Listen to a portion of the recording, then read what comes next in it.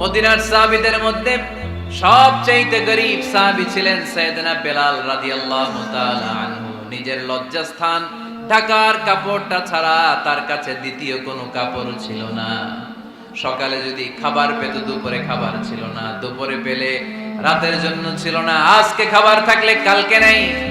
মদিনার সবচেয়ে গরীব সাহাবী বেলাল রাদিয়াল্লাহু তাআলা আনহু, লজ্জাস্থান ঢাকার জন্য শুধু একটা জামা ছিল, গায়ে দেওয়ার মতো কোনো জামা নাই। এই সাহাবীর মতো গরীব কোন সাহাবী মদিনার জমিনে নাই। এই বেলাল রাদিয়াল্লাহু তাআলা আনহুকে বিশ্বনবী ডেকে বললেন, ইয়া বেলাল আনফিক ইয়া বেলাল লা তাখশা মিন যিল আরশি ইকলালা।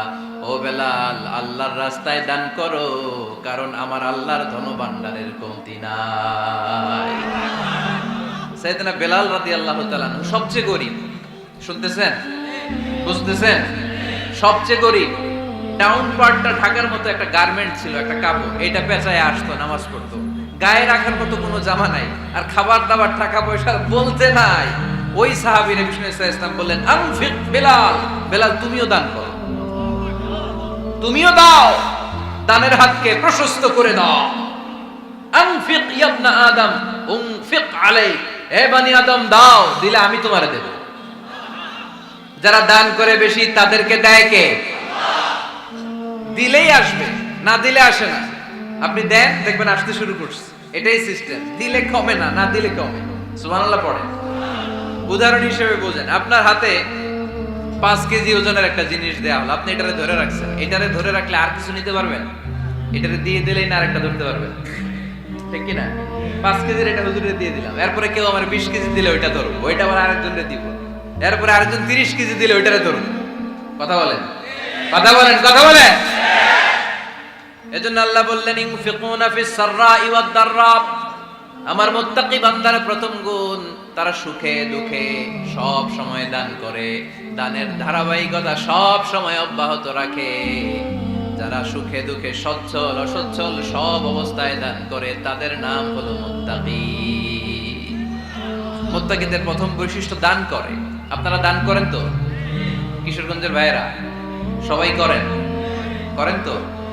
Take it as a reminder. আজকের এই আলোচনাটা একটা রিমাইন্ডার হিসেবে নেন। যাদের দান করতে একটু সমস্যা, মনে থাকে না, অলসতা বা একটু কিপটামির মনোভাব আছে, এই কিপটামি কৃপণতা ভুলে যান। দেন, দেন না একটু, আপনারা দিবে কে? বিশ্বাস হয়? দিলে বাড়ে, দিলে না দিলে কমে। কারণ আপনি দিলে আপনারে দিবে কে? তবে গোপন অবস্থায় দেওয়াটা উত্তম। প্রকাশ্য দান করলে আল্লাহ কবুল করেন, ওইটাতেও সওয়াব আছে, কিন্তু গোপনে দান করলে বেশি খুশি হয় কে? গোপনে দান করলে আল্লাহর রাগ ক্রোধ কমে যায়।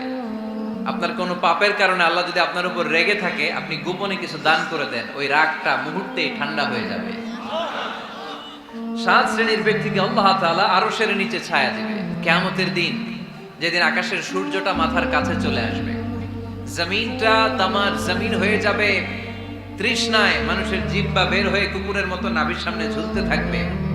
সূর্যের প্রচন্ড কিরণ আর তাপে মাথার মগজগুলো গলে গলে নাকের ছিদ্র আর কানের ছিদ্র দিয়ে ভাতের মাড়ের মতো টপ টপ করে বেয়ে বেয়ে পড়বে। আল্লাহর আরশের ছায়া ছাড়া সেদিন আর কোনো ছায়া থাকবে না। বিষ্ণু বললেন, 7 শ্রেণীর ব্যক্তিকে আল্লাহ তাআলা সেদিন আরশের নিচে ছায়া দিবে। তার মধ্যে থেকে 1 শ্রেণীর ব্যক্তি, কিশোরগঞ্জের ভাইয়েরা খেয়াল করে শুনেন, তার মধ্যে 1 শ্রেণীর ব্যক্তি হচ্ছে রাজুলুন তাসাদ্দাকা বিসাদাকা ফাআখফাহা। 1 শ্রেণীর ব্যক্তি হচ্ছে ওই ব্যক্তি যে গোপনে আল্লাহর জন্য দান করে।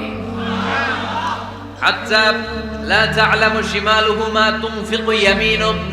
এমন গোপনে এসে আল্লাহর রাস্তায় দান করে দেয়, তার ডান হাত কি দান করেছে বাম হাত টের পায় না। ডান হাত কি দিল, বাম হাত দেখে নাই। অন্য মানুষ জানা তো দূরের কথা। এই গোপন দান আমার আল্লাহর কাছে খুব প্রিয়। এজন্য একটু দান করার অভ্যেস করেন, অল্প করে করেন। আজকে যে 5 টাকা দান করে দেন মসজিদে, 2 টাকার নোট থাকলে দান করে দেন, 1 টাকার পয়সা থাকলে দান করে দেন। দান করতেই হবে, কারণ মুত্তাকি হতে চাইলে এই দানের ধারাবাহিকতা কন্টিনিউয়াসলি এটা রাখতে হয়, এটা থামানো যায় না। সময় ভালো বেশি দিলাম, সময় খারাপ কম দিলাম, কিন্তু দিতে হবে। রাজি আছেন? আল্লাকা সিররুন ইনদাল্লাহ বাইনাকা আনতা ওয়া বাইনাল্লাহ লাকা সাদাকাতুন তাখফা লা ইয়ালামুহা ইল্লাল্লাহ হাল লাকা সিররুন ইনদাল্লাহ বাইনাকা আনতা ওয়া বাইনাল্লাহ হাল লাকা সাদাকাতুন তাখফা লা ইয়ালামুহা ইল্লাল্লাহ। আল্লাকা সিররুন ইনদাল্লাহ, তোমার আর তোমার আল্লাহর মাঝে কোনো গোপন আমল আছে নাকি যেটা আল্লাহ ছাড়া কেউ জানে না? জীবনে আমাদের প্রত্যেকের এমন কিছু গোপন আমল, ইবাদত আর দান সদকা করা দরকার যেটা দুনিয়ার কেউ জানে না, জানে আমার রব আর জানি আমি। এরকম দান থাকার দরকার আছে না নাই? তোমার জীবনে এমন কোন গোপন সাদাকা আছে নাকি যেটা আল্লাহ ছাড়া কেউ দেখেনি? এই গোপন সাদাকাটা আল্লাহ খুব পছন্দ করে। এখানে মাদ্রাসা, আজকে আমার ভাই অমুক ভাই দিবেন 2 লক্ষ টাকা, বলেন মারহাবা। এটা উনি আল্লাহর জন্য দিতে পারে, মারহাবার জন্য দিতে পারে, ঠিক কিনা? কিন্তু রাতের আধারে রাস্তার পাশ দিয়ে হেঁটে যাচ্ছেন, মসজিদের দান বাক্সটা লেখা, উপরে সাইনবোর্ডে লেখা মুক্ত হস্তে আল্লাহর ঘরের জন্য দান করুন। কেউ নাই, কাক পক্ষী নাই, রাত বাজে 2টা, হঠাৎ করে পকেট থেকে 1000 টাকার বা 100 টাকার কচকচে নোটটা আপনি দান করে দিলেন। ওই দানটা 1 কোটি টাকার দানের চেয়েও বড় দান। কারণ দুনিয়ার কেউ তখন দেখে নাই, দেখেছে কে? কেউ যেটা দেখে না সেটা দেখে কে? কেউ যেটা জানে না সেটা জানে কে? সবার চোখ ফাঁকি দেয়া গেলেও আমার আল্লাহর চোখ ফাঁকি দেয়া যায়? এজন্য দান করতে হবে একজনের খুশির জন্য, তিনি কে? এজন্য রাব্বুল আলামিন বলেন, মাসালুল্লাযীনা ইউনফিকুনা আমওয়ালাহুম ফি সাবিলিল্লাহি কামাসালি হাব্বা أنبتت 7 سنابل في كل سنبلة 100 حبة والله يضاعف لمن يشاء والله واسع عليم। সুবহানাল্লাহ পড়েন। আল্লাহ বললেন, এই যে তোমরা আমার রাস্তায় দান করো, এটার উপমা একটা চারা বীজের মতো। এই চারা বীজ জমিনে গেড়ে দিলে সেখান থেকে 60টা শীষ গজায়, প্রতিটা শীষ থেকে 100টা করে দানা হয়, প্রতিটা শীষে জন্ম নেয় শত শস্য দানা। সুবহানাল্লাহ। চারা বীজ চিনেন না? মাটিতে ঢুকাই দিলেন, 60টা শীষ গজালো, প্রতিটা শীষে আবার 100টা করে দানা, মোট কটা হইলো? 700টা। এক চারা বীজ থেকে যেমনি 700 দানা গজায়, তেমনি 1 টাকা দান করলে এরকম 700 গুণ সওয়াব আপনার আমলনামায় ঢুকাই দিবে কে? যারা দুনিয়ার বুকে প্রকাশ্যে গোপনে দান করত, সচ্ছল আর অসচ্ছল অবস্থায় দান করত, কিয়ামতের দিন যখন তাদেরকে তাদের আমলনামা দেয়া হবে, আমলনামা দেখে বলবে, আল্লাহ এত সওয়াব দুনিয়ার বুকে আমি করি নাই, অন্য কারো আমলনামা তোমার ফেরেশতারা ভুল করে আমারে দিয়েছে।